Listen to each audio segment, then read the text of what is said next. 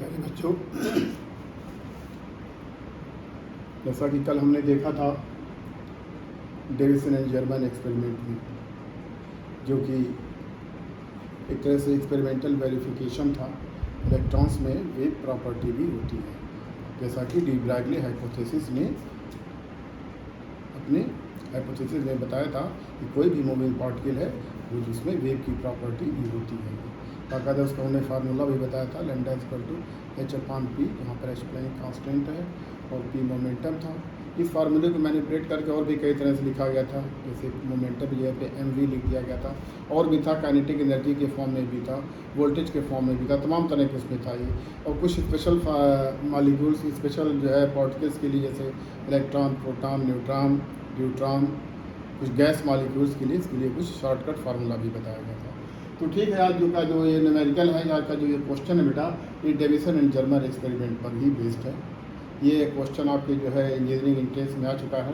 हालांकि question paragraph के form में आता था पहले, जब आता था इंजीनियरिंग इंट्रेंस में, तो शायद आ जाए, उसी दिन जेई में नहीं आता है, लेकिन पहले जो आता था ये पैराग्राफ होता, उसी पे क्वेश्चन था। ये पूरा स्टेटमेंट लिखा हुआ था कि ये जो हमारा कोई ये क्रिस्टल है, इसमें हमारा ये एटॉमिक प्लेन्स है, 1 2 3 बनाया गया है, इधर से रेज आ रही है, डिफरेंट होकर करके जा रही है। उसी के बेस पर बेटा एक क्वेश्चन है, बहुत ही सिंपल क्वेश्चन है, इसको समझिएगा थोड़ा सा। अगर आपने समझा होगा तो मेरे ख्याल इसमें कोई दिक्कत नहीं होगी। बहुत ही छोटे छोटे न्यूमेरिकल्स हैं, तो बहुत ही आसान इसका सोल्यूशन भी है ये। तो ठीक है, पहले हम क्वेश्चन नंबर 1 के सोल्यूशन के लिए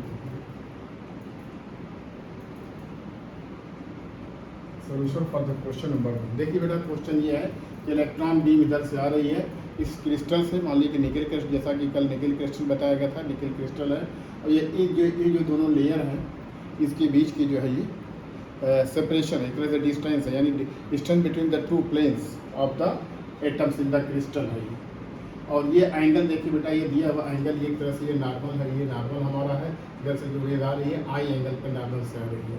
तो देखिएगा कि फार्मूले में कि क्या आपको डायरेक्ट फार्मूले पे लगाना या उस फार्मूले में कुछ संशोधन भी करना है। तो ठीक है, देखिए हमको पता करना है कि electrons accelerated by a potential v are diffracted from a crystal if d, यानी जो उसकी जो distance between the 2 planes, atomic planes, 1 angstrom है, और I जो है हमें दिया हुआ 30 डिग्री। तो v की वैल्यू यानी एक्सेलरेटिंग पोटेंशियल की वैल्यू क्या होगी। तो ठीक है बेटा, कोई बात नहीं। इस पर देखिए हमें जो फार्मूला हमारा था, ये जो हमें ब्रैग्स लॉ से जो फार्मूला मिला था कि 2d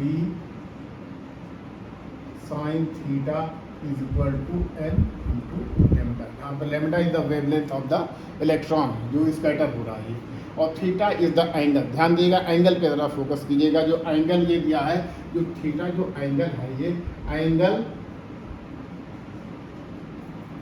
between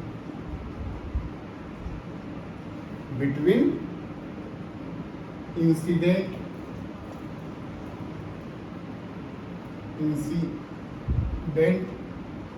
beam and atomic plane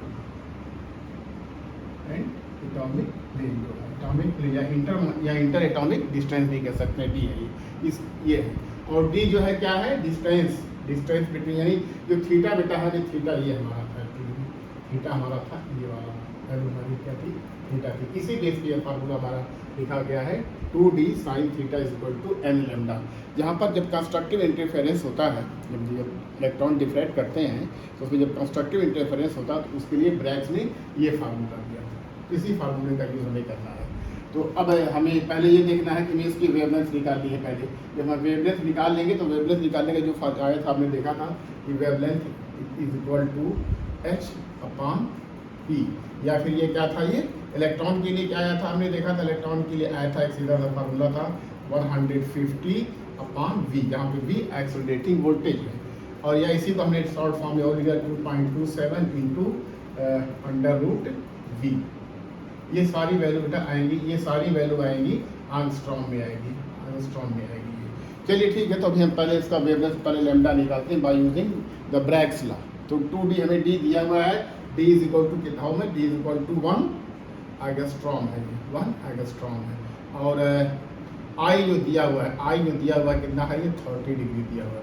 तो इस तरह से देखा जाए तो ये थीटा कितना हो जाएगा, ये theta will be equal to 90 minus 30 is equal to 60 degree हो जाएगा।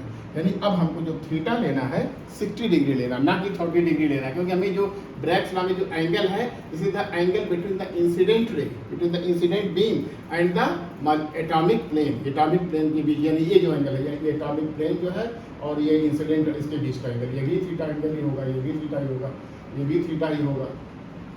तो इस तरह से बेटा सारे एंगल्स जो है इसका हम देख लिया, एंगल का ही इसमें और आपने पहचान लिया है, तो इस क्वेश्चन करने में कुछ और है नहीं, बस सारी वैल्यू पुट कर दीजिए। हमें दिया हुआ है 2 × d, d कितना है 1 एंगस्ट्रॉम और साइन 60 हमारा है, तो क्या हो जाएगा ये sine 60 for the first order maximum n is equal to 1, तो lambda is equal to what, lambda हो गई हमारी, क्या हो गई ये लेमडा हो गई। यानी इससे पता चला हमारा जो लेमडा आया हमारा कितना आया है 2 × 1 1 2 ही हो जाएगा, साइन 60 की वैल्यू रखेंगे तो हो जाएगी √3 upon 2 is equal to lambda.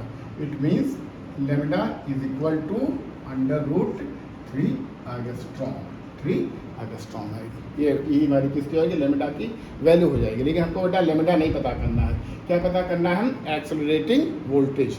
तो बेटा कोई इसमें से कोई भी फार्मूला ले लीजिए, जो भी होता है H/mv भी होता है, मास ऑफ इलेक्ट्रॉन वही जानते हैं सबके, लेकिन वेलोसिटीज भी नहीं दी हुई, तो और ये अब बेटर आपको ये होगा कि हम ये वाला फार्मूला, लेमडा के लिए हम ये वाला फार्मूला यूज़ करें, lambda is equal to 150 upon v, where v is the accelerating voltage. और ये जो यूनिट आएगी बेटा, जो ये फार्मूला आएगा ये एंगस्ट्रॉम में आएगा bye substituting the different values. जैसे देखा था आपने जो लेमडा था ये हमारा एक्चुअली में था h upon √2 MeV by different value रखा हमने, जब m की वैल्यू रखा, n for electron and the charge of electron सब हमको पता है, इस तरह में रखने पर ये हमको यही फार्मूला मिला था लास्ट में 150 अपॉन v, एंगस्ट्रॉम में रहेगा, लेकिन किस में रहेगा, एंगस्ट्रॉम में रहेगा। ठीक है, तो इसको हम सॉल्व करते हैं। हमें लेमडा की वैल्यू, हालांकि ये लेमडा √3 दी हुई है, उसको अगर लेमडा पूछा तो लेमडा निकाल दिया, √3 की वैल्यू भी लिखना चाहते हैं तो लिख सकते हैं, 1.732 होती है, लेकिन फिलहाल लेमडा को भी ऐसे रहने दीजिए, लेमडा बाकी हमारा होगा 1.732 एंगस्ट्रॉम होगा, लेकिन इसको भी रहने दीजिए, इसी को हमें लीजिए, क्योंकि हमें इस वाले फार्मूले का यूज़ करना है, यही हमारे लिए सबसे आसानी होगी इसको रखने में। तो लेमडा की वैल्यू रखिए, लेमडा हमारी कितनी है, √3 is equal to 150 upon v, दोनों तरफ स्क्वायर कर दिए, जब स्क्वायर करेंगे तो कितना हो जाएगा ये 150 upon v is equal to 3 हो जाएगा। स्क्वायरिंग बोथ साइड, दोनों तरफ स्क्वायर, √3 का स्क्वायर 3 हो जाएगा, तो स्क्वायर इसका जो स्क्वायर होगा रूट हट जाएगा, तो हमारा आएगा कितना 150 अपॉन v। इससे हम लिख सकते हैं क्या, v is equal to 150 upon 3 mean 50 volt आएगा, 50 वोल्ट, यही इसका आंसर है। यानी ऑप्शन पे देखिए कोई ऑप्शन दिया हुआ है 1000 वोल्ट, 2000 वोल्ट, 50 वोल्ट, 500, तो option C is correct, option C हमारा करेक्ट है इसमें, यानी ऑप्शन सी करेक्ट आंसर जो है। तो देखा कितनी आसानी से हो गया, बस बेटा थोड़ा एंगल को हमें आइडेंटिफाई करना है, क्योंकि इसमें ब्रैग्स लॉ में जो एंगल है, angle between the incident beam and the atomic जो लेयर उसके बीच का जो एंगल है, या एटॉमिक लेयर उसके बीच का जो एंगल है बेटा, वो हमारा थीटा एंगल, वो हमको लेना, ना कि आई लेना है। ठीक है, तो इससे हो गया हम, और आगे बढ़ते हैं। इससे दूसरा क्वेश्चन भी इसी का एक पार्ट था, जिसको मैं मिटा रहा हूँ, इसको देख लीजिए, इसको मैं मिटा रहा हूँ।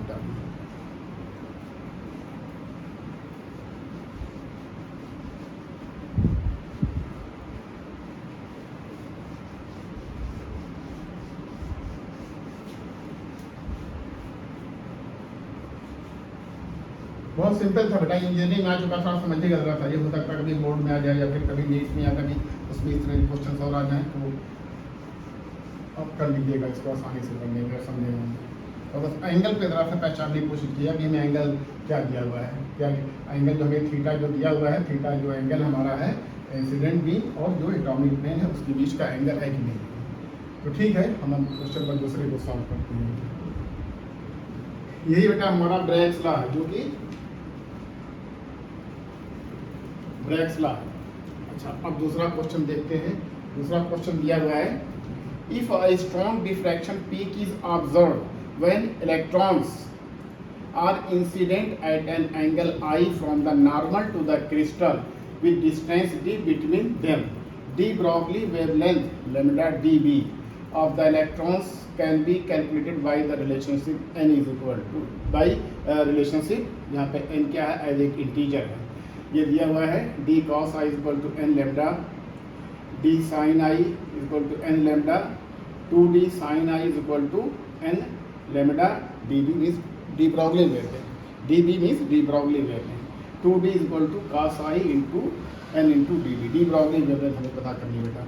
तो जो इसमें जो हमारा जो फार्मूला होता है बेटा, यही डी ब्रॉगली एक्चुअली हमारी क्या है, डी ब्रॉगली वेवलेंथ की निकल करके आती है, क्योंकि डी ब्रॉगली की तो हाइपोथेसिस थी, बाद में एक्सपेरिमेंटली डेविसन जर्मन द्वारा उसको प्रूव किया गया था ना। तो ठीक है, चलिए वही फार्मूला है जैसे आपको बताया गया सीधे यही, तो आपके माइंड में सीधे यही क्वेश्चन आएगा कि लास्ट ऑप्शन हमारा सबसे देखने में सबसे सही लग रहा है 2d sin i, यही है। लेकिन बेटा ये नहीं है, क्योंकि देखिए i हमारा क्या है, इसमें हमें एंगल i के टर्म में, थीटा के टर्म में नहीं है। जैसे ये देखो ये है, ये हमारा है, ये हमारा है i है, और ये हमारा है ये थीटा है, ये हमारा क्या है, ये थीटा है। तो थीटा को जब लिख सकते, थीटा की जो यानी थीटा की जो वैल्यू होगी, जो थीटा की जो वैल्यू हमारी होगी कितना हो जाएगी, 90 माइनस आई। ये देखिए हमारा आई यहाँ पर, आई एंगल यहाँ पर है, जो एक दूसरे से ये राइट एंगल बना है नॉर्मली, जैसे नॉर्मल जैसे ये जिसके नॉर्मल बना हुआ है ये, तो theta equal to 90 minus I होगी। अब हमको ब्रैकेट्स लॉ ही, बेसिक लॉ तो यही रहेगा, बेसिक लॉ यही रहेगा, where theta is the angle between the interatomic, theta is the angle between the incident beam and the atomic plane, उसके बीच का जो एंगल है। तो एंगल बेटा फार्मूला हमारा बेसिक फार्मूला यही है। अब उसमें हो सकता है कुछ चेंज हुआ, लेकिन इसमें फार्मूले में क्या है, हमें आई दिया, थीटा नहीं बल्कि क्या दिया हुआ है, आई दिया हुआ है। तो अब देखिए जो हमारा साइन थीटा जो होता है ये क्या हो जाएगा, यहाँ हो जाएगा साइन 90 माइनस आई, साइन 90 माइनस आई। तो ठीक है, थीटा की वैल्यू हमारी कितनी है, 90 माइनस आई है। अब हमारी थीटा की जो वैल्यू है 90 माइनस आई है, तो इस फार्मूले में रखिए 2d sine 90 minus I is equal to n into lambda dB, lambda dB, dB means बेटा डी ब्रॉगली वेवलेंथ या मैटर वेवलेंथ हो गई।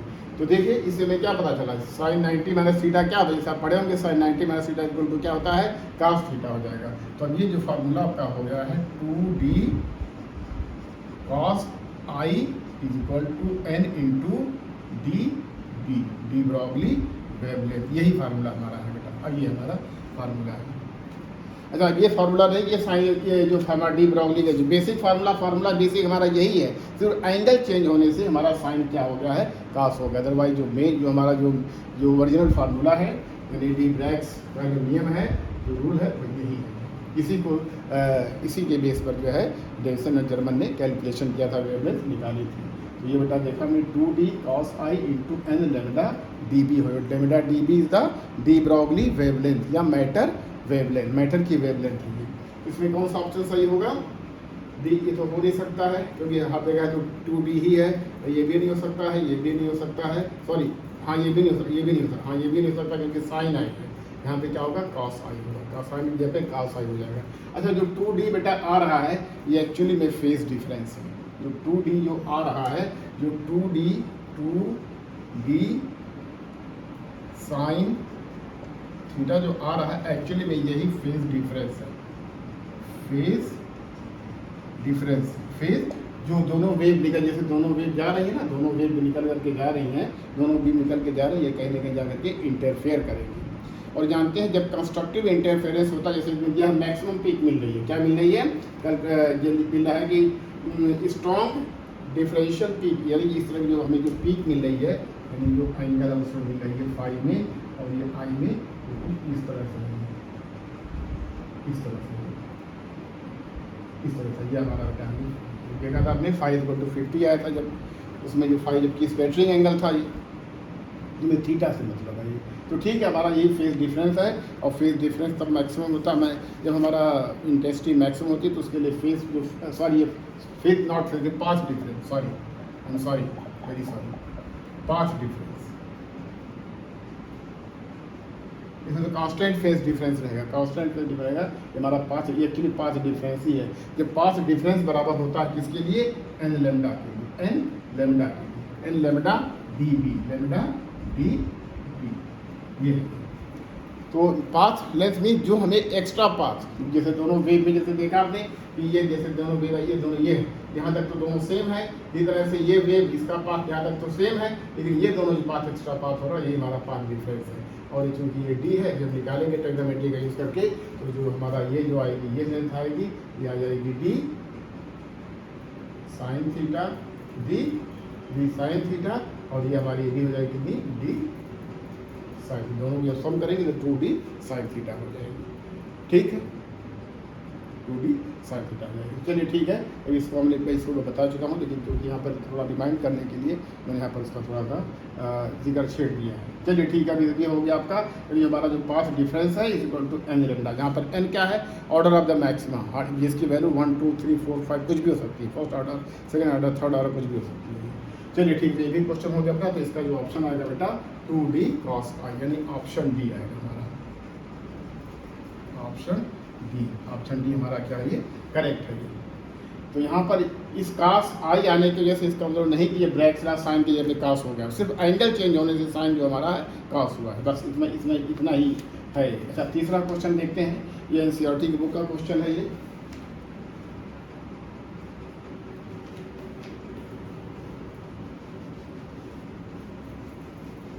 तीसरा क्वेश्चन एनसीईआरटी की बुक का क्वेश्चन है बेटा, इलेक्ट्रॉन माइक्रोस्कोप। इलेक्ट्रॉन माइक्रोस्कोप जैसे ऑप्टिकल माइक्रोस्कोप होती है, तो देखा होगा कंपाउंड माइक्रोस्कोप होता है, उसमें लेंस होते हैं और उसमें लाइट वेव जो है जाती है, फिर उसके बाद उसका इमेज फॉर्मेशन होता है। इसमें ऐसा इसमें लाइट वेव नहीं जाती, बल्कि क्या होता है, हम लाइट बीम का नहीं बल्कि इलेक्ट्रॉन बीम का हम यूज़ करते हैं। यानी जो इलेक्ट्रॉन माइक्रोस्कोप है, इलेक्ट्रॉन माइक्रोस्कोप जो है is built on the basis of the wave property of the electron. जो इलेक्ट्रॉन माइक्रोस्कोप है, ये तीसरा क्वेश्चन जो देख रहे हैं ना, ये जो इलेक्ट्रॉन तीसरा क्वेश्चन है, ये इलेक्ट्रॉन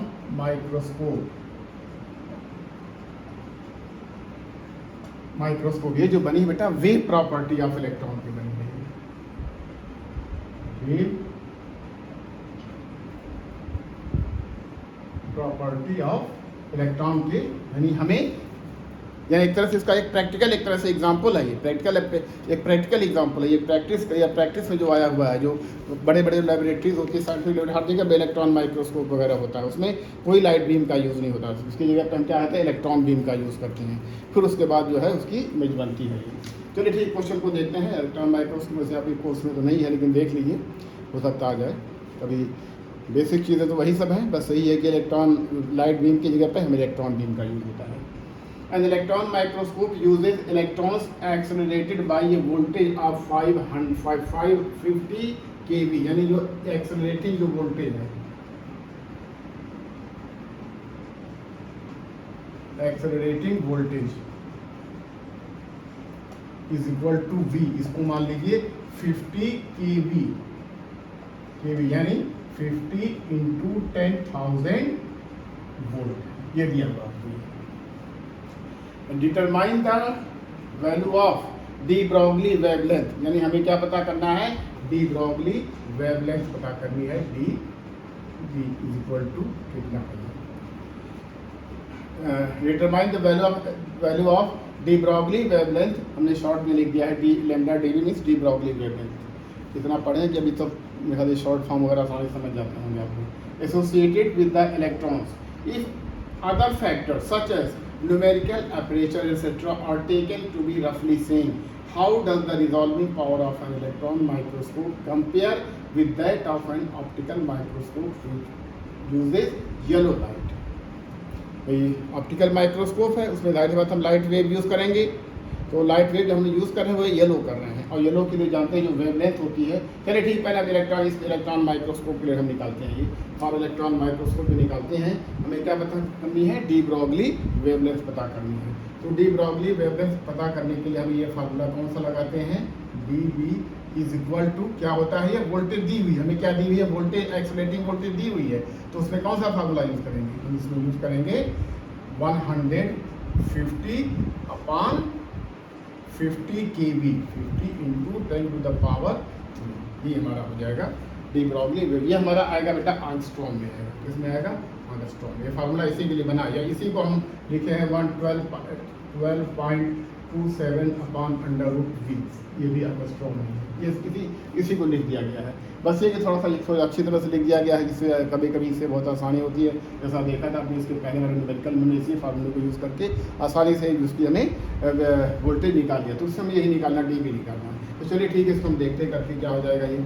इसमें जब हम सॉल्व करेंगे तो ये देखिए बेटा हम क्या करते हैं, क्या करना है हमको कि 150 तो ऐसा कीजिए 150 upon 5 into 10 to the power 4 कर लीजिए। अब 10 टू द पावर 4 को जब बाहर लेंगे तो ये हो जाएगा कितना, ये इसको इससे काट दिए तो ये कितना हो जाएगा, 5 3 30 30 हो जाएगा। कितना हो जाएगा, ये 30 हो जाएगा। तो अब इसकी जो वैल्यू आई है 30 upon 10 to the power 4, 10 to the power 4 का मतलब कितना हुआ, जब बाहर लेंगे तो ये हो जाएगा 1/100, और ये कितना है 30 का अंडर रूट स्क्वायर रूट ले लीजिए। स्क्वायर रूट लेंगे तो इसकी वैल्यू कितनी आएगी, इसकी स्क्वायर रूट इसको लेंगे बेटा तो इसकी जो वैल्यू आएगी 30 की जो स्क्वायर रूट की जो वैल्यू आती है, ये आती है 5.48 into 10 to the power -2 angstrom आएगी। ये इसकी वैल्यू, यानी जो लेमिडा डी बी आई है, लेमिडा यानी डी ब्रॉगली वेवलेंथ जो आई है, इसकी जो वैल्यू आई है 5.48 into 10 to the power -2 angstrom. या इसको लिखना चाहे, एक एंगस्ट्रॉम कुछ होता है 10 टू पावर -10, तो ये हो जाएगा 5.48 into 10 to the power -2 angstrom into 10 to the power -10, तो ये हमारा जाएगा इसमें मीटर में कन्वर्ट हो जाएगा। मीन्स जो लेमिडा आई है डी बी, ये जो आई हमारी मीटर में कितनी आई है 5.48 into 10 to the power -12 metre, ये हमारे बेटा मीटर में आई है। हमने क्या किया है, एंगस्ट्रॉम को हमने मीटर में कन्वर्ट कर दिया है। या एंगस्ट्रॉम में रखेंगे तो हमारी वैल्यू कितनी आएगी, हमारी सिर्फ यही आएगी हमारी 5.48 into 10 to the power -2 angstrom. बस यही है, इतना ही आएगा। आपको यही पूछा, अच्छा हमको यही करना है। अच्छा इसके बाद और पूछा, हमारा ये बेटा वेवलेंथ हो जाएगा, हमारे क्या हो जाएगा, एक आंसर ही हो जाएगा। ये हमारा क्या हो जाएगा, ये आंसर हो जाएगा। यानी डी ब्रॉगली वेवलेंथ जो हमने उसमें यूज़ किया, जो इलेक्ट्रॉन की जो हम यूज़ किया है इलेक्ट्रॉन माइक्रोस्कोप में, उसकी जो वेवलेंथ आई है 5.48 into 10 to the power -12 metre, या 5.48 इंटू 10 टू पावर -2 एंगस्ट्रॉम आई है, क्योंकि बहुत ही शॉर्ट है बेटा, बहुत ही शॉर्ट है। अच्छा अब देखते हैं, हमें एक है आपको कि resolving power of N electron microscope compare with that of the optical microscope values, which use. अब देखिए, अब हम क्या करें, ऑप्टिकल माइक्रोस्कोप देखिए, ऑप्टिकल माइक्रोस्कोप, इसमें हमने क्या यूज़ किया बेटा, येलो लाइट यूज़ किया है, मोनोक्रोमेटिक लाइट, येलो लाइट। इसमें क्या है, येलो लाइट है। और इसकी जो बेटा जो वेवलेंथ होती है उसे दी रहेगी, ये होती है 5.9, ये होती है 5.9 into 10 to the power -7 metre, ये आपको दी रहेगी। क्योंकि जानते हो जो विजिबल लाइट होती है बेटा, उसकी जो वेवलेंथ होती है, यानी रेड से लेकर के जो है वायलेट तक, विब ग्योर वाला फॉर्मूला याद कीजिए, तो सबसे कम वेवलेंथ होगी हमारी जो है वायलेट की, सबसे ज़्यादा किसकी होगी, रेड की। तो येलो बीच में आता है, तो इसकी जो वेवलेंथ होती है 5.9 इंटू 10 टू द पावर -7 होती है। क्योंकि विजिबल लाइट की जो हमारी जो रेंज होती है जनरली 4000 से लेकर के 8000 एंगस्ट्रॉम के बीच में होती है। उसी में से कोई कोई लाइट यूज़ होगी, हो सकता है जनरल लाइट यूज़ हो जाए, लेकिन इसमें दिया मोनोक्रोमेटिक लाइट में येलो लाइट दे दिया है। तो अब चलिए ठीक है, अब रिजॉल्विंग पावर पे आते हैं। हम किस पे आते हैं, ये रिजॉल्विंग पावर पे आते हैं। तो ठीक है, इस आंसर को थोड़ा नोट कर लीजिए, फिर उसके बाद हम इसको मिटाते हैं, फिर आगे बढ़ते हैं। 1-2 मिनट का क्वेश्चन होगा। चलिए ठीक, इसको मैं मिटा रहा हूँ।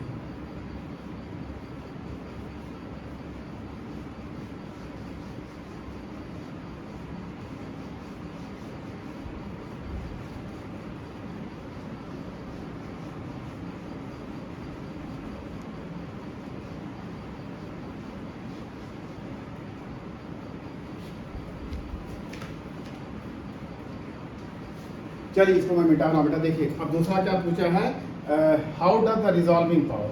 अब देखिए बेटा resolving power,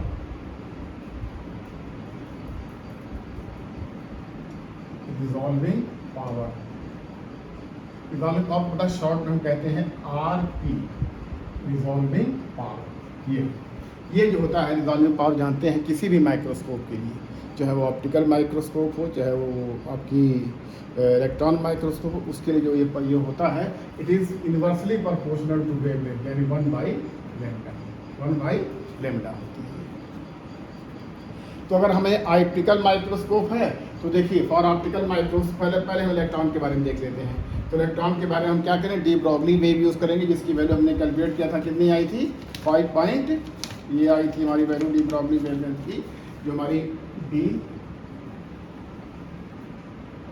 lambda D B, ये कितना आई थी हमारी लैम्डा डी बी आई थी हमारी, ये आई थी 5.48 इंटू 10⁻⁻12 मीटर आई थी।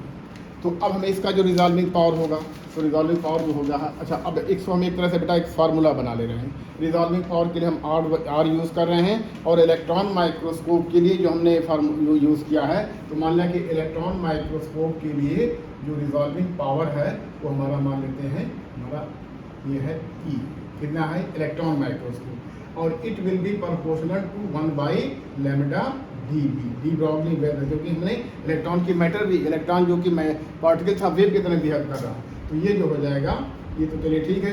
अब इसी तरह से हम ऑप्टिकल के लिए देख रहे हैं, ऑप्टिकल के लिए हम ओ सिंबल यूज कर रहे हैं, it will be proportional to 1/λ yellow colour, yellow colour के लिए, यानी हमें येलो कलर की जो वेवलेंथ है जिसकी वैल्यू दी 5 होती है, आपको दिया रहेगा 5.9 इंटू 10⁻⁻7 होती है, तो इतना होती है। तो अब इस फार्मूले को हम एक करके हम एक जनरल फार्मूला बन जा रहा है कि R P E upon R P into O, यहाँ पे resolving power of the electron microscope divided by the resolving power of the optical microscope, जिसमें हम लाइट वेव यूज करते हैं। It will be equal to what, lambda yellow light के लिए होगा, या लैम्डा इसको ओ मान लीजिए, और इसको मान लेते हैं कितना लैम्डा डी ब्रॉगली। बस दोनों को कंपेयर कीजिए रख करके, दोनों को यही लिखा हुआ है कि how does the resolving power of electron microscope compare with that of the optical microscope. दोनों को कंपेयर कीजिए, तो जब दोनों को कंपेयर करेंगे तो इसकी वैल्यू आ जाएगी, लैम्डा ऑप्टिकल की इसकी वैल्यू कितनी होती है 5.9 इंटू 10⁻⁻7 मीटर होती है, मीटर में होती है, मीटर में कन्वर्ट, मीटर में लिखा है, मीटर में लिखा है। और इसकी वैल्यू कितनी आती है, लैम्डा डीबी की वैल्यू कितनी है, ये आई थी 5.48 इंटू 10⁻⁻12। देखा बेटा आपने कि इलेक्ट्रॉन माइक्रोस्कोप जो उसमें जो वेवलेंथ यूज होती है, ऑप्टिकल जो वेवलेंथ होती है उससे बहुत ही कम होती है। अब देखिए रिजॉल्विंग पावर कैसे चेंज होता है, तो अब इसको जब चेंज करेंगे इसकी जो वैल्यू आएगी, देखिए 10⁻⁻7 है, 10⁻⁻12 नीचे है, तो ऊपर जाएगा 10⁻+12 हो जाएगा, तो सीधे हो जाएगा कितना 10⁻5 हो जाएगा, -7 और +12। अब ये देखिए 5.9 और 5.4 जिसे जब करेंगे तो 1.07 इंटू आ जाएगा। यानी कहने मतलब ये है कि resolving power of the electron microscope ratio resolving power of the optical microscope, तो दोनों के लिए जो है ये तो देखा आपने, resolving power of the electron microscope divided by the resolving power of the optical microscope is equal to 1.07 into 10⁻5। कहने में मतलब कि रिजॉल्विंग पावर, यानी इसको हम लिखना चाहें तो R E electron is equal to, इसको चलिए छोड़ देते हैं क्योंकि 1 है, ऑलमोस्ट 1 है, तो 10⁻5 into resolving power of the optical microscope. यानी जो इलेक्ट्रॉन माइक्रोस्कोप होती है उसका रिजॉल्विंग पावर ऑप्टिकल माइक्रोस्कोप से 10⁵ पावर जो होता है ज़्यादा होता है, बहुत ज़्यादा होता है बेटा, हैं। तो इस तरह से देखा आपने कि इलेक्ट्रॉन माइक्रोस्कोप जो होती है ऑप्टिकल माइक्रोस्कोप से बहुत ही बेटर वर्क करती है, बहुत अच्छा इमेज देती है। तो ठीक है, यहाँ 3 क्वेश्चन थे बेटा, तीनों क्वेश्चन इंपॉर्टेंट थे, तो इसको थोड़ा सा अच्छी तरह से पढ़िएगा। मेरे ख्याल से सब इजी थे, कोई मुश्किल नहीं था। जो आपने फार्मूला पढ़ा था तो वही सब फार्मूलों का यूज़ किया गया है। थोड़ा समझिए, कंसेप्ट क्लियर कीजिए। कंसेप्ट बेटा मैं बार बार कहता हूँ, मैं यही कोशिश भी करता हूँ न्यूमेरिकल एग्जाम्पल के द्वारा भी, और आपको जो और भी एग्जाम्पल देता हूँ और भी जो पढ़ाता हूँ मैं कोशिश करता हूँ कंसेप्ट आपकी क्लियर हो जाए। जब कंसेप्ट क्लियर रहेगी तो मेरे ख्याल से क्वेश्चन को सॉल्व करने में कोई दिक्कत नहीं आएगी, चाहे किसी भी तरह का क्वेश्चन, चाहे न्यूमेरिकल हो, चाहे थ्योरेटिकल हो, या थॉट टाइप क्वेश्चन, किसी तरह का क्वेश्चन हो ये। तो ठीक है, बात को इतना रहने दीजिए, इसके बाद फिर मिलते हैं अगले टॉपिक।